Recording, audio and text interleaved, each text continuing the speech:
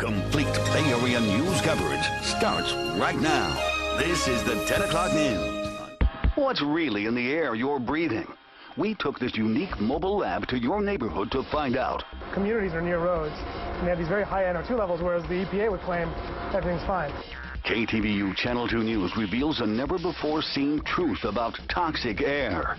It's a public health issue. And it's not just a threat to your health. How these air monitors could help predict wildfires and even prevent a levee collapse. Tonight on the 10 o'clock news, complete Bay Area news coverage. Now tonight's special report. It's a device that is giving Bay Area scientists never-before-seen detail on the quality of the air we breathe. KTVU's Health and Science editor John Fowler got a first-hand look at how it works and shows us what it found at several locations, beginning with the Caldecott Tunnel. Drive the Caldecott and you'll breathe in pollutants. At our request, a crew from Los Gatos Research tested the air inside and outside the tunnel. Those tubes lead to this mobile lab. Sophisticated, instantaneous laser detectors reveal a new truth about Bay Area pollution, including lung-irritating nitrogen dioxide, NO2. A lot of communities are near roads, and they have these very high NO2 levels, whereas the EPA would claim everything's fine.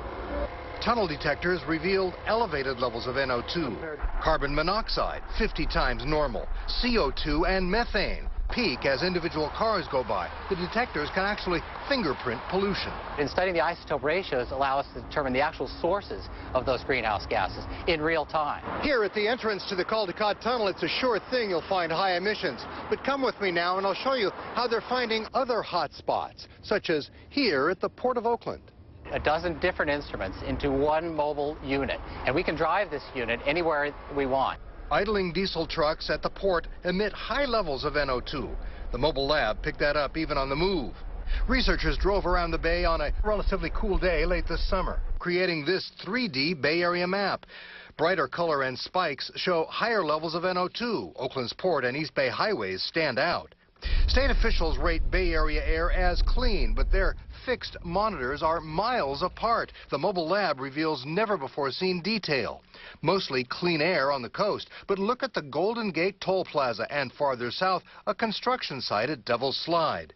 You can see localized hotspots of NO2, which you would never see if you had the stationary monitor.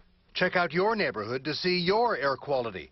These real-time mobile monitors paint a very different picture from that Bay Area average. San Jose State scientists studying wildfire weather plan to fly similar real-time monitors on drone airplanes in and around forest fire smoke. We actually know very little about fire weather. We'll fly the fire plumes with these aircraft to measure water vapor and greenhouse gases.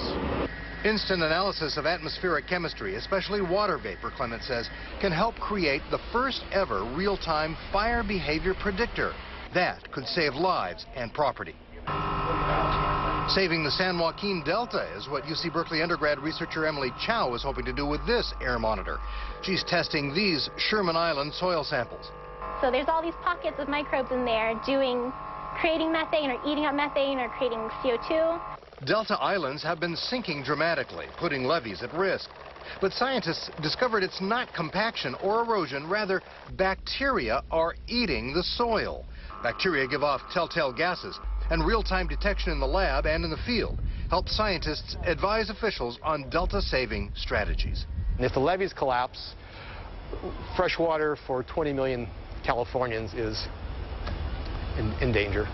It's never been more important to know what's in the air. Health and Science editor John Fowler, KTVU, Channel 2 News. Officials now say a wayward